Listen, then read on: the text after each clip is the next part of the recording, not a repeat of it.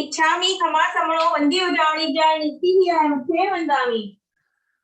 इच्छामि खमा समणो वंदी उजावणी जाय नित्य ही आय मुखे वंदामी। इच्छकार सुराई सुख तप शरीर निराबाध सुख संजम यात्रा निर्वाह छोजी स्वामी साता छेजी हाथ पानी नो लाभ देजो जी। इच्छामि खमा समणो वंदी उजावणी जाय नित्य ही आय मुखे वंदामी। इच्छा कारण संदीसो भगवान अभूत लोमी अभ्यंतर रायम खामेऊ इच्छम खामेमी रायम जमकिन सी अपत्यम परपत्यम वत्से पाणे विनिये वेयावत्से आलावे संलावे उच्चासने समासने अंतर भाषाए उगरी भाषाए जमकिन सी मध्य विनय परिकिलम तुहुम वा वायरम वा तुभ्ये जानम अहम न जानामि तस्मिच्छामि क्रम। इच्छामि खमा समणो वंदी उजावणी जाय नित्य ही आय मुखे वंदामी। धर्मला आपकी सुख साता हुआ इच्छामि खमा समणो वंदी उजावणी जाय नित्य ही आय मुखे वंदामी। इच्छा कारण संदीसो भगवान वायना संदीसो इच्छामि खमा समणो वंदी उजावणी जाय नित्य ही आय मुखे वंदामी। इच्छा कारण संदीसो भगवान वायना लेशु इच्छामि खमा समणो वंदी उजावणी जाय नित्य ही आय मुखे वंदामी। इच्छकारी भगवान पसाई करी वायना प्रसार करावशो जी। नमो अंधाणं नमो सिद्धाणं नमो आयर्याणं नमो वक्षायाणं नमो सर्वसाहुणं येषु पंच नमकारो सर्वभावपणासनो मंगलानं च सर्वेषु परमं हवै मंगलम्।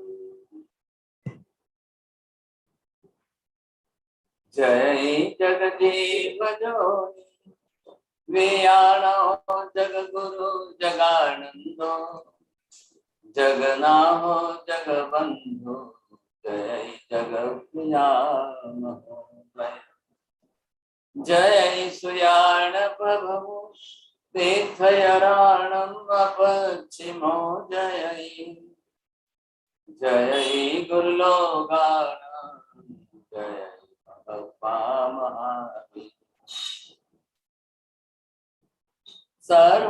सर्वारिष्टवृणाशाय सर्वाभीष्टार्थदायिने सर्वलब्धि निधानाय श्री गौतम स्वामिने नमः। श्री सुधर्मा स्वामिने नमः।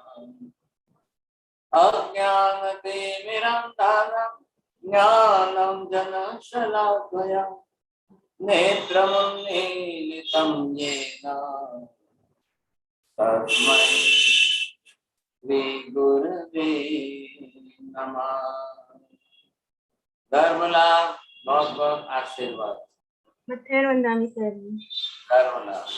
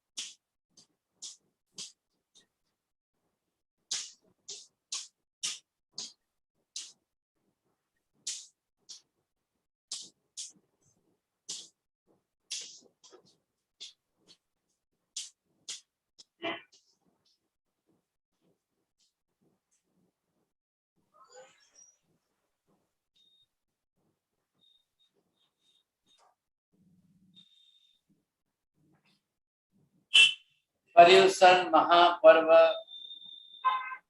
3 सितंबर अगले शुक्रवार से है। From the Friday 3rd September Paryushan महापर्व will start. पर्युषण पर्व का मेन फोकस क्या है? What is the basic intention about that? जो आत्मा ने जितने कर्म बांधे हैं, इन कर्मों का क्षय कैसे करना है? इन कर्मों का क्षय करने के लिए क्या मार्ग हो सकता है? अब इन कर्मों के अंदर भी स्पेशली आप देखेंगे तो ये जो कर्म का एक डिवीजन है, अब इस कर्म के डिवीजन का मुख्य नाम यहाँ पर जो है ये मोहनीय कर्म है। अब मोहनीय कर्म जो जिस प्रकार का जैसा है, तो इस कर्म के अंदर आपको ये देखना है, मोहनीय कर्म के अंदर विभाग जो मुख्य है, अब इसमें ये जो एक विभाग है ये है कसाय का विभाग।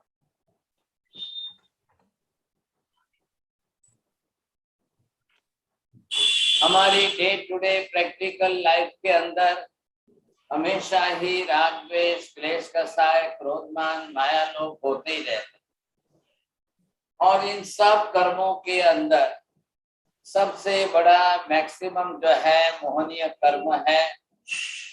लंबी से लंबी टाइम लिमिट के कर्म भी कसाय मोहनीय के अंदर है। मोहनीय कर्म की रागद्वेष की इंटेंसिटी जितनी ज्यादा होगी उतने ही दूसरे कर्म भी इतने ही भारी बनते। मोहनीय कर्म की इंटेंसिटी जितनी कम होगी, राग द्वेष क्लेश कसाय जितने कम होंगे, उतने ही आपको अन्य कर्म भी कम बंधेंगे, कम लिमिट के बंधेंगे, तीव्रता कम रहेगी। 1 साल हमारा जो बीत रहा है, अब उसके अंदर आपको कितने भारी कैसे कैसे कसाय मोहनीय कर्म आपको बंधे हैं। अब जो जैसे कर्म आपको बंधे हैं, अब उन कर्मों को आप कैरी फॉरवर्ड करके नेक्स्ट लाइफ में फिर लेते जाओगे, फिर लेते जाओगे, फिर लेते जाओगे, कितनी लाइफ आप चलाओगे। बेटर है कि हम हर साल एक एक इन कर्मों का क्षय तो करें कम से कम। अब आप जान रहे हैं कसाय जो जितने प्रमाण प्रकार में है, अब ये कसाय, अब इन कसायों के अंदर आपके पास जो है ये है स्थिति। नंबर 1 सर्व पहले जो है ये अनंतानुबंधी कसाय है।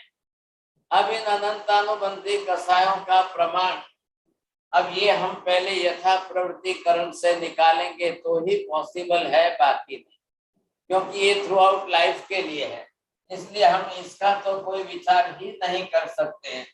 सेकेंड स्टेज के अंदर अप्रत्याख्यानी कसाय है, थर्ड स्टेज के अंदर प्रत्याख्यानी कसाय, फोर्थ स्टेज के अंदर संज्वलन कसाय, सबसे मिनिमम कसाय जो है संज्वलन कसाय, तो इसकी मैक्सिमम टाइम लिमिट बताई गई है 15 दिन।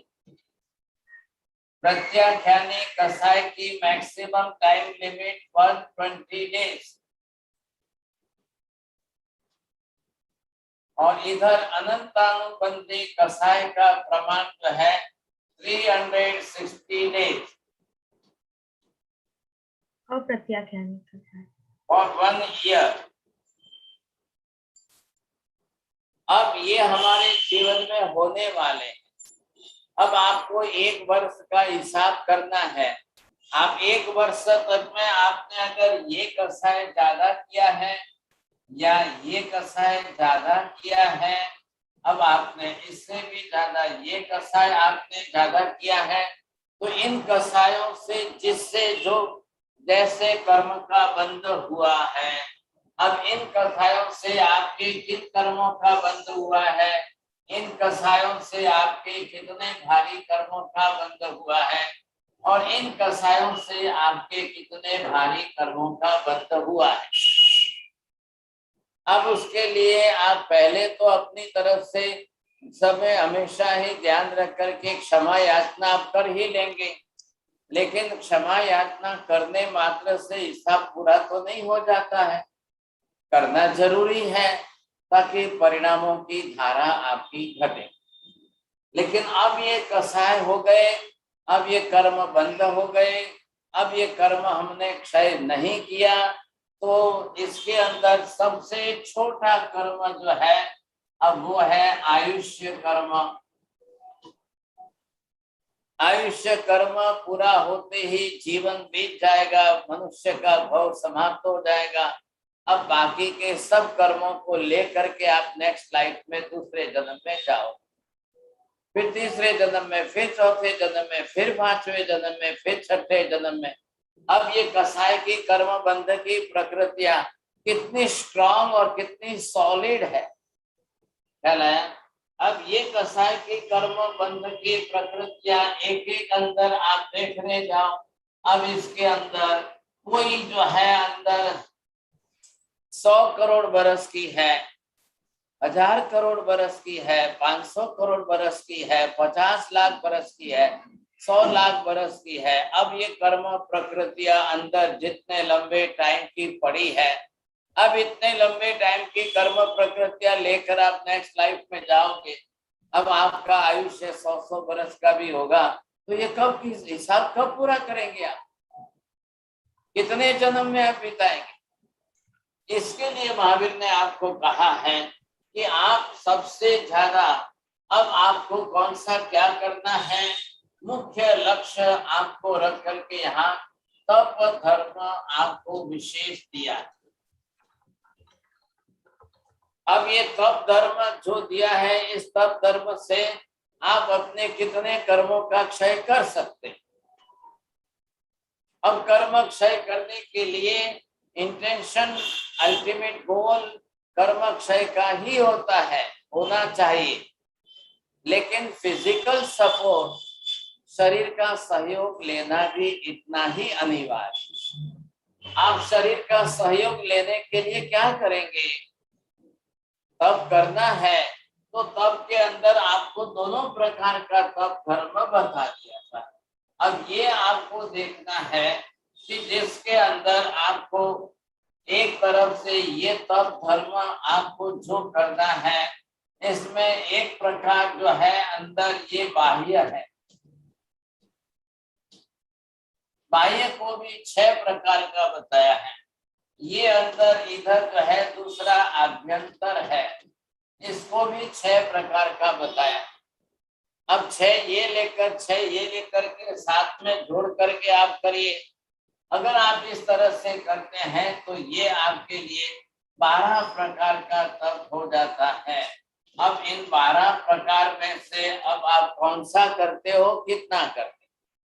ये तप आपको करने के लिए यहाँ पर 6 प्रकार जो बताए गए हैं, उपवास है, उनोदरी है, आपका रस त्याग मतलब आयमिल है, द्रव्य संक्षेप है, काय क्लेश है, संलीनता है। तो ये आपके अलग अलग प्रकार के, जिस प्रकार के ये सब तप धर्म आपको बताए। अब तप तो बाह्य तप तो मतलब क्या और आभ्यंतर तप का मतलब क्या, दोनों का डिफरेंस ये है कि जिसमें शरीर की प्राधान्यता से आप तप करते हुए कर्म निद्रा करो, उसको कहते हैं बाह्य तप। और without the help of physical body and mind, when the soul itself is doing that tapasya, that is called आभ्यंतर तप। बोलेंगे आप 2 प्रकार को समझ करके बोल सकते हैं? नरेंद्र जी, गोरा जी बोलेंगे? नहीं? कांति भाई बोलो।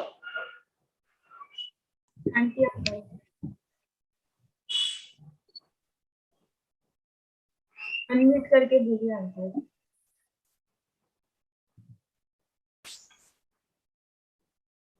दो प्रकार के तप है, आभ्यंतर तप और बाह्य तप।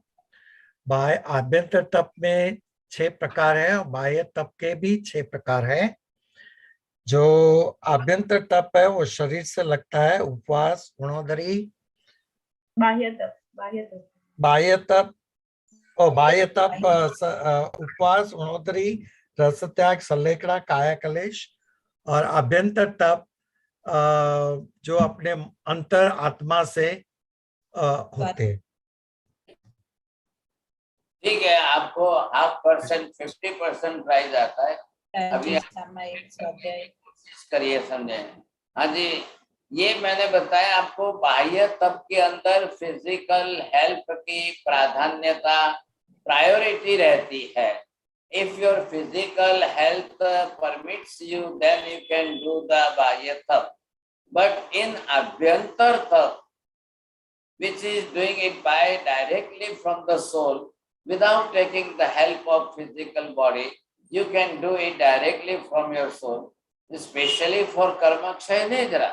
तो आपको इसके अंदर दो में देखना है, आप दोनों को समझ सकेंगे अच्छी तरह से।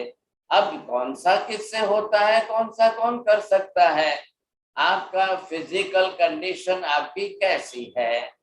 अब शरीर है भाई साहब, तो इधर ये आपका जो है अशांता वेदनीय कर्म रहने वाला है।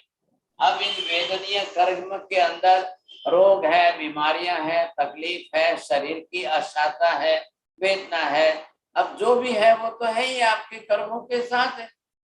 अब इसी को प्रायोरिटी दे करके आप कर ही नहीं सको तो जिंदगी में कब करोगे। और फिर हम आकर के इस मनुष्य जन्म में जैन धर्म प्राप्त किया और वो भी नहीं होगा, तो हमारे तो कर्म ऐसे ही रह जाएंगे। आप सोचिए, समझे कि नहीं। The student going in the school and is giving the class exam, you see, but when he is going the late in the class, when he is going to late in the exam also, and if he will say, sir, due to this reason I came late, sir, due to this reason I didn't came, sir, due to this reason I absent in exam, sir, due to this reason I doesn't came, you say. So what will be happen, you see? There is no loss of any teacher. It will be the only loss of the student.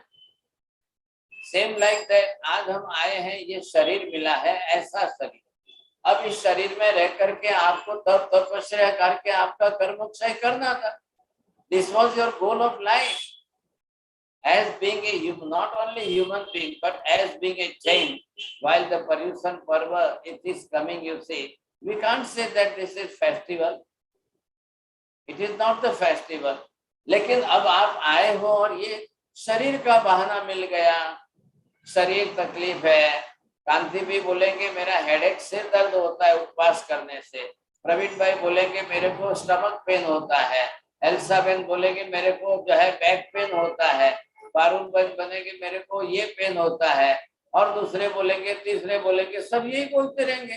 तो आप इन बहानों से आप तब तो छोड़ देंगे, आप तब नहीं करेंगे। अब ऐसे आपके कितने पर्यूषण बीत गए। इन्हीं तरह से, इसी तरह से हमने हमेशा शरीर का कोई ना कोई निमित्त बहाना आगे किया। कभी हमने सामाजिक सोशल रीजन बताए, कभी हमने फैमिली रीजन बताए, कभी हमने कोई रिलेटिव्स के रीजन बताए, कभी कुछ। ये तो चलना ही चलना है, ये होना ही होना है। अब इसका क्या करेंगे, कैसे करेंगे, कैसे हम। Once you have the responsibility about that, as being a Jain, I am Jain person, whoever so may be, but the Paryushan Parva, it is the yearly Parva, वार्षिक पर्व है और ये पर्व आ रहे हैं। अब मैं कहूँ, एल्सा बेन बोलेंगे हमारे गेस्ट बहुत आ रहे हैं, हमारे इस समय जो है मैरिज का फंक्शन है और बहुत गेस्ट आ रहे हैं, तो I can't do anything. I have to give my time to my guest, you see. So I have no time for my. अब आप पर्यूषण आ रहे हैं, अब गेस्ट का निमित्त लेकर के भी पर्यूषण से भी वंचित रह जाओगे। Better to join that. Kanti भाई एम को आओ, पधारो पधारो, તમે गेस्ट થઈને આવ્યા છો, take a good chance for Paryushan. This is good chance, you see. आप તમે पर्यूषण में આવ્યા છો, चलो चलो चलो आओ, हमारी સાથે બેસો, તમે વ્યાખ્યાન સાંભળો, તમે ક્લાसेस અટેન્ડ કરો, તમે સામયિક કરો, તમે પ્રતિક્રમણ કરો, તમે આજે તમે ઉપવાસ કરશો કે આંબિલ કરશો। अब आप क्या सोचेंगे, હવે હું એમને ગેસ્ટ ને પૂછું કે ઉપવાસ કરશો કે આંબિલ કરશો, તો અમારી તો ઇજ્જત જતી રહેશે। આમ હોતું હશે, આમ કઈ પૂછાય? અમારે તો એમ જ પૂછવાનું હોય કે આજે શીરો બનાવું કે બીજું કઈ બનાવું કે આ બનાવું કે તે બનાવું। अरे भाई, वो साल भर करिए, हमेशा करिए। on the occasion of this Paryushan Parva, on the particular occasion of this Paryushan Parva हमको क्या करना चाहिए था, तो वो भी हमारे जो है वो भी हमारे साथ जुड़े हुए हैं, आए हैं, तो कम से कम हम उनको साथ में जोड़ करके भाई आ वक्ते हमें तमने विराधना में न पाड़िए ने तमने आराधना में जोड़िए, તમારા પણ થોડા કર્મક્ષાય આવો ચાલો ચાલો સાથે કરીએ, આપ અમે પણ ઉપવાસ કરશું તમે પણ ઉપવાસ કરજો, અમે પણ આંબિલ કરશું તમે પણ करजो, हम भी सामायिक प्रतिक्रमण करेंगे, चलिए आप भी करिए, बहुत अच्छा है, कोई मेहमान को खराब नहीं लगेगा कि वो दूसरी बार नहीं आएंगे। नहीं, आप विधि वगत फरी पर्यूषण वक्ते खास पधार जो हमें तमने सरस जोड़ी, और दूसरी टाइम आएंगे तब हम आपके साथ आएंगे, आपको जो है बिल्कुल सी शोर पर घूमने फिराने ले जाएंगे, फिर आपके साथ सब। But if you are coming on the occasion of Paryushan then we will try to best our for तपश्चर्या। अब ये तपश्चर्या करेंगे तो सही आप, लेकिन तपश्चर्या करते करते करते आपको एक ध्यान ये देना है कि जिस तरह से आप तप करो तो मैं करते करते आपको ये देखना है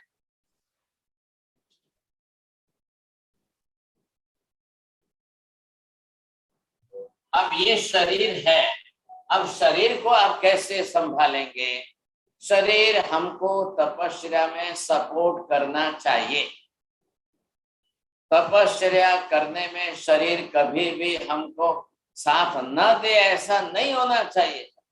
शरीर जड़ पुद्गल साधन है, शरीर का बिगाड़ करके आत्मा का साधना या आत्मा का बिगाड़ करके शरीर का साधना, क्या करना चाहिए बोलो? ज्योति बेन दोषी, पूर्णिमा बेन, पद्मा बेन, सतीश भाई केशा, ज्योत्सना बेन, चलो बोलना है किसी को? नहीं, बोलिए। मन मक्कम करके करना चाहिए, थोड़ा मन मक्कम, और शरीर को उस समय शरीर का ध्यान कम रखना, और हमारे अभ्यंतर में जाते हैं तो बाह्य भी कर सकते हैं। मैंने क्या पूछा है और आप क्या बोल रहे हो, और फिर 2 बार 3 बार रिपीट कर दोगे, इसलिए लगेगा हमें बहुत सही बोल रहे, बहुत अच्छा बोल रहे, ये गलती मत करिएगा। मैं आपको ये कह रहा हूँ, सिर्फ प्रश्न नहीं है, आपको सोच के समझ के देना है। શરીરનું બગાડીને પણ આત્માનું સાધવું કે આત્માનું બગાડીને શરીરનું સાધવું? હવે ચલો, પૂર્ણિમા બેન, પદ્મા બેન, મીતા બેન, चलो कोई नहीं, संगीता बेन, किरण बेन, मथेला वंदामी साहेब जी। हाँ जी बोलिए संगीता बेन। शरीर ने बगाड़ीने आत्मा ने सुधारવું છે। देखिए, इसी से आपकी पहचान होती है। शरीर को गौण करके आत्मा को प्राधान्यता देकर आत्मा के लिए जो कुछ भी किया जाए वो आत्मार्थी कहलाएगा। आत्मा का गौण करके शरीर को साधने के लिए जितना भी पुरुषार्थ किया जाए वो देहार्थी कहलाएगा, वो आत्मार्थी नहीं कहलाएगा। साहब, पहले इस बात को बहुत अच्छी तरह से क्लियर कट करिए। माता जी बोलेंगे, दोनों सेंटेंस बरोबर बोलना।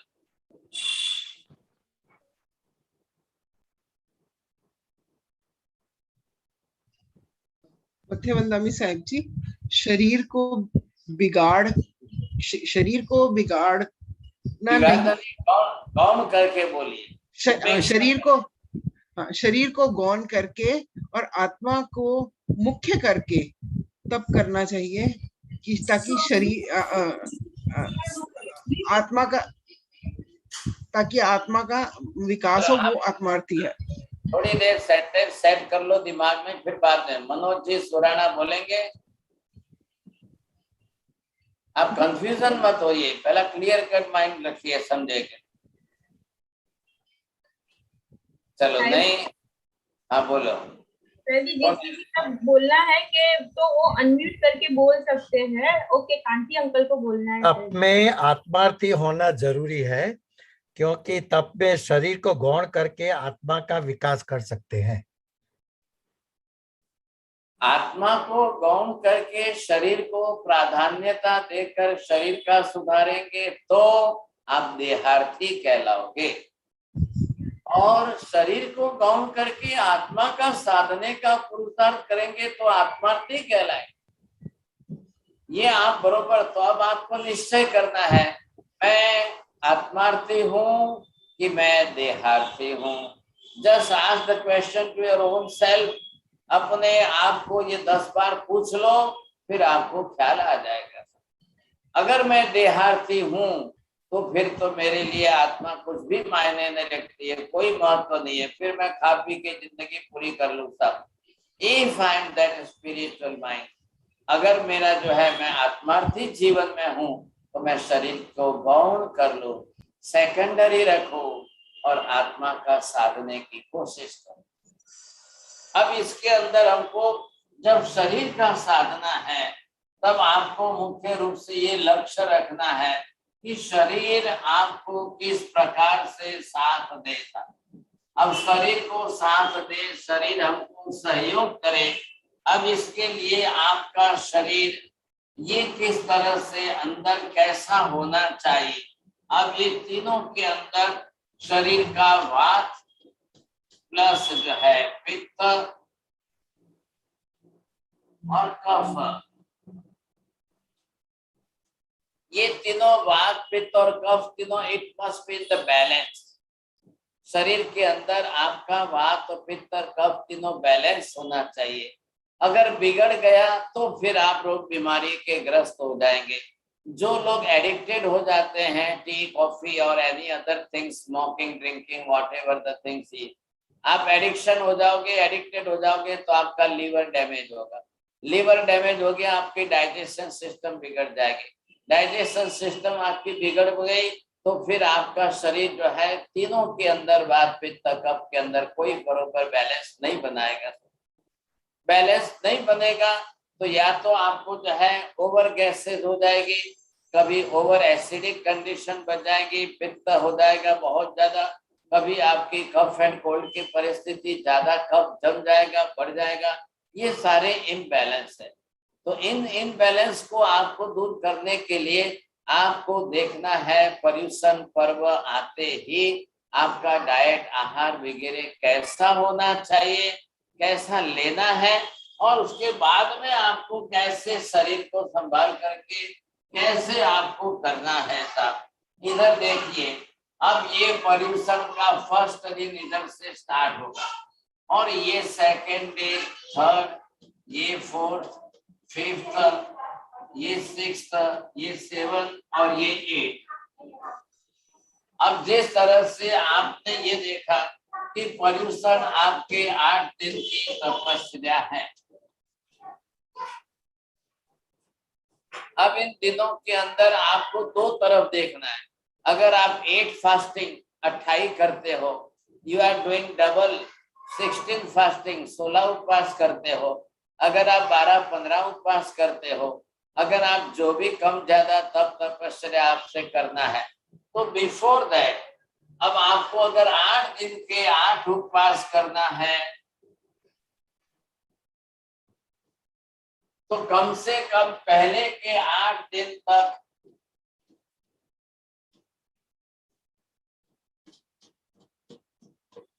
ये पहले के 8 दिन जो है वो आपको कम से कम जो है ये जो भी स्पाइसी फूड है यू मस्ट अवॉइड।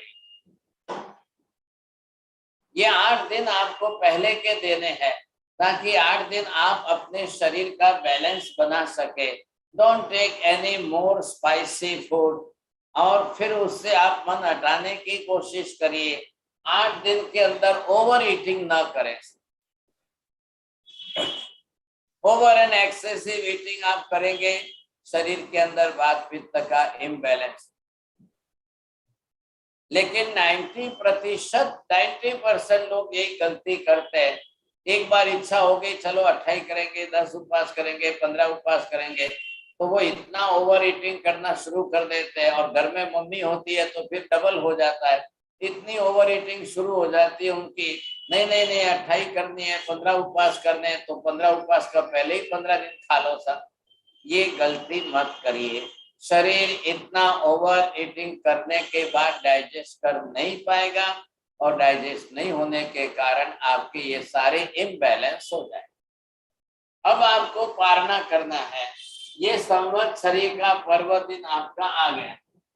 अब यहाँ संवत्सरी पूरी हो गई। अब इसके बाद चल करके आप पारना करोगे। अगर आपने 8 दिन के उपवास किए हैं तो पारना के अंदर मिनिमम हाफ डे, मतलब कितना, 4 दिन आपको खाली मूंग का पानी, केर का पानी, गुड़ का पानी, coconut water. Give the importance to the 4 things. Only liquid. पारने में आप सूप, पिपरामूल, काली मिर्च, गोली लेने की गलती मत करना। पारने के अंदर हैवी डाइट लेने की गलती मत करना। पारने के अंदर सॉलिड डाइट लेने की गलती मत करना। And those who are in the abroad, you see, they should not take any type of bread and pizza and pasta and burger and anything. Please, ये गलती भूल से भी मत करना। Only because of that कि स्टमक के अंदर लार्ज इंटेस्टाइन में स्टूल जो है वो सॉलिड हो गया है, और वो लार्ज इंटेस्टाइन में स्टूल जो है हार्ड हो गया है, और वो क्योंकि अंदर दूसरा डाइट नहीं था तो आपकी डाइजेशन सिस्टम वहां पर बंद पड़ी हुई थी। तो ये भी the part of the body. Large intestine के अंदर स्टूल जमता है, फिर वो वहां सूख जाता है, then it becomes like the stone, you see. अब उसके अंदर डिफिकल्ट आपको क्या होगा, मोशन नहीं होगा, पेट क्लियर नहीं होगा, फिर गैसेस ओवर आकर के शुरू हो जाएगी, परेशानियां, फिर बीमारियां लेकर के आप चलोगे। कुछ भी खा लो खा लो खा लो, फिर आपको बहुत तकलीफ हो जाएगी। तो क्या लेना है आपको, परगेटिव थोड़ा होना जरूरी है। When you are taking the moong water, इससे मूंग का पानी, लेकिन उसके अंदर मिर्ची डाल के, नमक डाल करके आप उसको बघार के छौंक के मत खाइए प्लीज। आप मूंग का पानी लो तो थोड़ा थोड़ा उसमें केवल 10 ड्रॉप खाली जो है कैस्टर ऑयल डालिए। अगर शुद्ध घी मिलता है तो घी डालिए, मतलब वो स्निग्ध स्पर्श के लिए है, तो वो जाकर के अंदर इंटेस्टाइन के अंदर थोड़ी ऑयलीनेस बढ़ाएगा। Then the stool can move from one place to another place easily. That is important. इसी तरह से अगर आप केर का पानी लेते हो तो उसमें डालिए। टेक द जागरी वाटर, देसी ऑर्गेनिक गुड़ भिगो के रखिए और रिपीटेडली थोड़ा थोड़ा लीजिए। क्या फायदा होगा कि jaggery water, it contains the percentage of iron contents. Due to that iron contains, your hemoglobin level will increase. Due to that, the red cells will increase. आपको energetic लगेगा। Don't take any other supplements and other powder. Don't take. It is the best thing. आप coconut water लेंगे, coconut water आपको magnesium देगा, potassium देगा, आपको energy देगा, और प्लस साथ में जो है वो स्टमक क्लीन करने के लिए, यूरिनरी सिस्टम को क्लीन करने के लिए वो भी क्लियर करेगा साहब। अब जैसे ये होगा तो आपको सबसे बढ़िया अच्छा फायदा है, माइल्ड जो है त्रिफला लेने में फायदा है। Triphala, it controls all the 3 things, vata, pitta and kapha, for the 3 things. Before 8 days you must start this trifla. After the parna, for 3-4 days you must take the trifla, but in a very small quantity with the coconut water, with the jaggery water. It will be good for your health. Within 2 or 3 or 4 days, if your stomach will be totally clear, bowel and bladder if totally empty and clear, then you can start to take the solid food for the 5th day. But if you not control your इच्छा, आप अपना mind control नहीं करने पाओगे, फिर relatives आ गए, relatives बहुत ज्यादा मिलने के लिए आगे, वो बोलते हैं भाई मेरे हाथ से थोड़ा पारना कर लो, मेरे हाथ से थोड़ा पारना, वो इसी में फंस जाएंगे। अब किसी का गुलाब जामुन खाया और किसी का भजिया खाया, किसी का कुछ खाया, तो आप हॉस्पिटल में जाओगे, कोई रिलेटिव्स आपके नहीं आएंगे, सब मिलने भी नहीं आएंगे, कुछ भी नहीं होगा। फिर वो बोलेंगे कि मैं भजियो खवड़ाव्યું, મારા નામ મારા ઉપર આવશે। કોઈ કહેશે કે મેં એમને ગુલાબ જાંબુ ખવડાવ્યું, મારા ઉપર આવશે, ના કરતા આપણે જવું જ નહીં, પછી જોઈશું કેમ છો, મજામાં છો, કેમ છો, મજામાં। अब ये क्या करना भाई साहब, किसी किसी को बहुत तकलीफ हो जाती है, 8-10 उपवास के कारण स्टूल जो है वो बिकम स्टोन, अब वो बिल्कुल सॉलिड बनकर के स्टोन फॉर्म में हो जाता है। When you are going for motion to pass the stool, if it is not coming outside, then there are the chances of piles, fissure, some type of different problem will create. You see, फिर आप क्या करोगे? ना बापा હવે આપણે બીજી વખત અઠાઈ નથી કરવી, ના હવે આપણે બીજી વાર માસ્કમન નથી કરવું, પછી બહુ તકલીફ થાય છે, બહુ બીમારી તકલીફ થાય, नहीं नहीं नहीं नहीं, फिर आप जा करके अपना ही अंतराय कर्म खुद खड़ा करेंगे, क्या फायदा होगा? आपको पहले ये देखना है कि मैं शरीर के अंदर इम्बैलेंस न करूं। सपोज आप उपवास 28 कर रहे हैं, लेकिन आपने खाया पिया है पहले से, तो पॉसिबल है कि आपको एसिडिक कंडीशन बढ़े, because of the empty stomach the liver will go create the acid and that acid will come in your stomach. तो आपको ज्यादा फील होगा, अरे अरे क्या करूं, अनइजीनेस हो रहा है। आपको सिंपल 4-5 गिलास पानी पी लेना उपवास में। जब आपका उपवास चलता है, सेकंड उपवास में, थर्ड उपवास में, आप 10 बजे मतलब पोरसी के पचकान में सिंपल सादा पानी, not hot water but cold water, आप पी करके खड़े होकर 45 डिग्री बैंड होकर करेंगे, थोड़ा सा पित्त वाटर में डाइल्यूट होकर के निकल जाएगा, तो आपको बड़ी अच्छी शांति भी रहेगी और शरीर भी साफ हो जाएगा। 6 महीने तक एंटी एसिडिक प्रिपरेशन लेकर के जितने आप पित्त को नहीं घटा सकते हो, उतना 6 मिनट के अंदर पानी डालकर कुंजल क्रिया से वोमन करके वॉमिट में आप एसिड को निकाल सकते हो, बहुत अच्छी शांति कर देगा साहब। ये आप समझ करके चलिए। तो क्या होगा, शाता पूर्वक जब आपका उपवास होगा तो स्वाध्याय कर सकोगे, मेडिटेशन कर सकोगे, आप 100 लोगस का कौशक कर सकोगे, जिन वाणी श्रवण करने में 3 घंटे 4 घंटे 5 घंटे भी लगा सकोगे, आप सुनकर स्टडी तो कर सकोगे, कम से कम भगवान की पूजा भक्ति कर सकोगे, आप जो भी साधना करना चाहते हो कर्मोक्षय के, वो सब आपको करना तो शरीर से ही है, साथ तो शरीर का ही चाहिए साथ, बिना उसके तो हो नहीं सकेगी। तो ये आपको खास ध्यान देना है, आप बिल्कुल प्लानिंग पूर्वक करिए।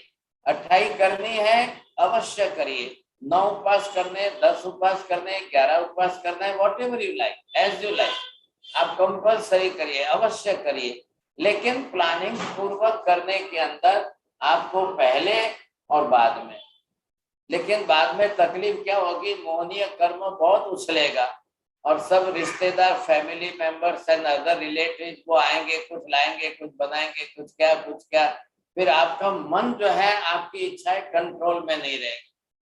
હવે શું વાંધો છે, હવે થઈ ગયું પારનું, હવે શું વાંધો છે, 28 થઈ गई, आप ऐसा करके कुछ भी खाने लग जाओ और फिर लोग, मैंने देखा है, दिन में 10 बार खाएंगे, बार खाएंगे, ये खाएंगे, वो खाएंगे, ये खाएंगे, वो खाएंगे।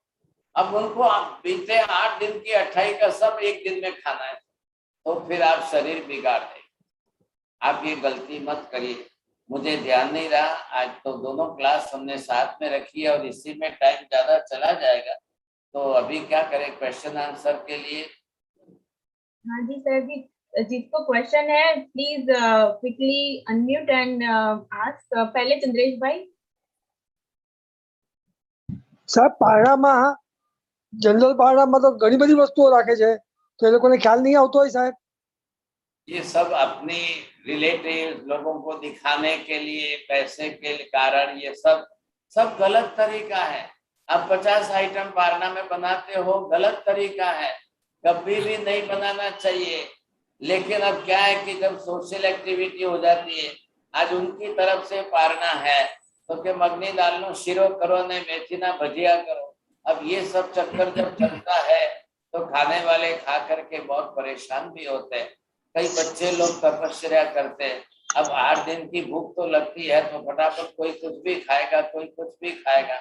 कभी भी ऐसी गलती नहीं करनी चाहिए, नुकसान ज्यादा हो जाता है। साहब दूसरा सवाल, आजकल फैशन हो गई है तो होटल में या ऐसे में पानी रखते हैं सब, सब गलत तरीके मत अपनाइए। आपको तपस्या कर्म क्षय के लिए है। आप तपस्या को स्पिरिचुअल बनाकर रखिए, उसको सोशल मत बनाइए। सामाजिक बनाकर होटल वगैरह कुछ करोगे तो ये दिखावा बहुत भारी पड़ता है। फिर अंदर जो आत्मा की कर्म निद्रा होनी चाहिए वो तो कुछ नहीं होगी और बाहर का दिखावा ज्यादा हो जाए। हाँ पद्माबेन। मत्स्य मंदा में महाराज अगर वास में 14 और वास करते हैं तो उपवास करने के बाद भी रेस्ट्रिक्शन रखना चाहिए कि खा सकते हैं? नहीं, एक उपवास किया तो भी? एक उपवास करो तो भी ध्यान रखना, उसमें भी आप अगर ओवर ईटिंग करने जाओगे तो भी आपका डाइजेशन बिगड़ेगा। आपको अगर उपवास के बाद एक पारना करना है तो सुबह आपने लिक्विड ले लिया, आपका पेट साफ हो गया तो शाम को दूसरे व्यास्ते में आप खा सकते हो। एक दिन में कोई ज्यादा नुकसान होने वाला नहीं है। आप बीमारियां पकड़ लेंगे तो आपको तकलीफ हो जाएगी साहब। अच्छा ठीक। पुष्पकराज जी। साहिब जी त्रिफला कैसे यूज करते हैं? सिर्फ सादे पानी के अंदर आप भोजन करने के पहले एक कटोरी पानी में 1 चम्मच त्रिफला डाल करके पी जाइए। आप आधे गिलास पानी में 1 चम्मच त्रिफला के अंदर हरड़े, पेड़ा और आंवला का कॉम्बिनेशन होता है, वो तीनों को बैलेंस कर देता है। माइल्ड जो है परगेटिव है, कुछ ज्यादा हैवी नहीं है, माइल्ड परगेटिव जरूरी है। कोई लोग त्रिफला लेकर के कोई इसबगोल से ले सकते हो, कोई त्रिफला और इसबगोल आधा आधा मिक्स करके भी ले सकते हैं। It depends on the condition of the stomach, ये जरूरी है। कांति अंकल। महाराज साहब आपने कहा गुड़नु पानी, लेकिन उसमें दूसरा वो गुंदरनु पानी भी पिए छे लोग वरियाड़ी साथे नहीं? काका गलती करता नहीं। अच्छा ओके। गुंदरनु पानी अठवाडिया पछी लेजो। आपको ज्यादा से ज्यादा सौंफ का पानी लेना है तो आप लीजिए, शक्कर मत डालना। आप गुड़ का पानी लीजिए, शक्कर आपके लिए नुकसान कारक होगी। शक्कर की प्रोसेस ही वैसे पारना के हिसाब से नहीं, रेगुलर लाइफ में, रोज की लाइफ में भी शुगर अवॉइड करते जाइए। और इसमें मुझे लगता है सबसे उपवास का जो निश्चय हम करते हैं कि भाई करना है तब करना है, तो मन के ऊपर कंट्रोल करना इज वेरी आवश्यक, क्योंकि मन यदि चंचल है तो बहुत प्रॉब्लम हो जाती है। राइट। लेकिन ये समझ लेंगे तो आपको मन कंट्रोल करना ही तब है किसके लिए फिर? तब का मतलब ये है कि इच्छाओं का नियंत्रण करना ही तब है। तो बेसिक प्रिंसिपल तो याद रख के चलना है सर। हाँ विनोद भाई। महाराज डायबिटीज रहेगी तो उपवास कर सकते हैं या फिर क्या कंट्रोल करना है डायबिटीज के वक्त उपवास में? आपका डायबिटीज अगर ज्यादा हैवी नहीं है तो आप उपवास कर सकते हो। आप उपवास करने के बाद पारना के अंदर नॉर्मल कोकोनट वाटर लीजिए। आपको गुड़ का पानी नहीं लेना है, मूंग का पानी लीजिए। आप जो है गाकेर का पानी लीजिए, आपको जो है उससे ही फायदा हो जाएगा।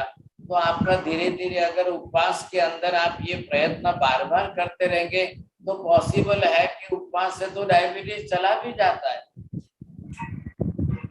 अब ये अगर 1-2 महीने तक करते रहो, एक उपवास एक करते करते आप कंट्रोल करते रहो, देखो आपका उपवास के कारण डायबिटीज मिटे हुए बहुत अच्छे एग्जाम्पल है। लेकिन वो फिर आयुर्वेद माता का जैसा मूंग का पानी होता है वही लेना चाहिए। करियाता होता है तो वही लेकर के पारना करिए, कोई फर्क नहीं पड़ता है। हमेशा के लिए डायबिटीज गए हुए बहुत एग्जाम्पल है। धन्यवाद महाराज। ज्योत्सना आंटी। साहब जी मेरे को क्या होता है कि मैं पानी नहीं पी सकती, तो मैं कई साल से अट्ठाई कर रही हूँ मगर पानी नहीं पी सकती। पूरे दिन में 1 गिलास तो बहुत होता है, तो क्या करना चाहिए पानी पीने के लिए? आपको जबरदस्ती पीना शुरू करना चाहिए। नहीं, जबरदस्ती पीती हूँ ना तो वॉमिट हो जाती है। कर लो, पहले ही वॉमिट कर लो। मैं पहले ही कह रहा हूँ कि सुबह में 10 बजे पोरसी पचकान आवे त्यारे एक साथ 4-5 गिलास पानी पी कुंजल क्रिया करिए एम अर्ध करीने एमा एसिड काढ़ी नाखो तो फायदो थशे। તમને કોન્સ્ટિપેશન સિવિયર રહેતું હોય ને તમારા ઇન્ટેસ્ટાઇન લાર્જ ઇન્ટેસ્ટાઇન જે છે સ્ટૂલથી ભરેલા લેતા હોય તો એ ગેસેસ ઉપર ફેંકે એના કારણે પાણી ન પી શકો એટલે પહેલા તમે આ લક્ષ્ય રાખશો તો તમને બહુ સરસ રિઝલ્ટ આવશે. ओके ओके ટીનાબેન मत्तिन वंदामी साहिब जी, हम त्रिफला के साथ सुंठ को मिक्स कर सकते हैं क्या? त्रिफला के साथ सुंठ पाउडर मिक्स कर सकते हैं क्या? गलती मत करना, आप 3-4 दिन के बाद सूंठ मिक्स करना, त्रिफला पहले से मिक्स मत करके रखना। सूंठ जो है पित्त बढ़ा देती है, इसलिए आपको सूंठ पिपरामूल की जनरल सेंस के अंदर लोग समझते हैं सूंठ पिपरामूलની गोली खावी જોઈએ, सूंठ पिपरामूलની गोली तो તપમાં ખાસ જરૂરી છે, लेकिन सूंठ पिपरामूल से और सीवियर कॉन्स्टिपेशन हो जाएगा। सूंठ पिपरामूल से एकदम सीवियर जो है आपको एसिडिक कंडीशन आ जाएगी। First of all you must understand that the stomach should be clear. बाद में 2-3 दिन बाद आप जरूर खा सकते हो और त्रिफला में सूंठ का पाउडर मिक्स करके भी ले सकते हो, लेकिन 3 दिन बाद। अच्छा साहिब जी। हो गए क्वेश्चंस, अभी वी कैन स्टार्ट प्रतिभेद का क्लास। जी हाँ।